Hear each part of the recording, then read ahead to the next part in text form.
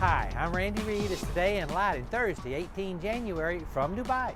We're sponsored by Amerolex, designing award-winning lighting in Oakland, New Jersey. Here are the stories making news. Unveiled at Light Middle East, Spectrum's groundbreaking wireless power technology, yet to be named, can transmit up to 50 watts through thin air. Targeting pool and linear facade lighting, it promises longevity and potential savings on maintenance costs.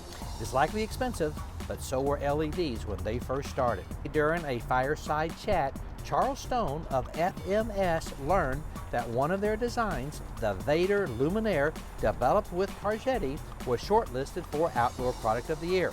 Despite FMS's history in bespoke luminaire design, this recognition marks a significant turn for them. The luminaire's nomination will be honored at the 10th Annual Light Middle East Awards later tonight.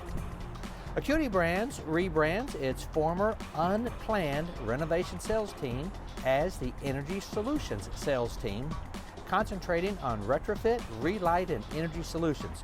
You know the name Unplanned Renovations? It just sounded so unplanned. The newly named team will collaborate with ESCOs and Energy as a Service provider to promote Acuity's advanced lighting and control solutions, aligning with sustainability and technology interactions. Details at edisonreport.com.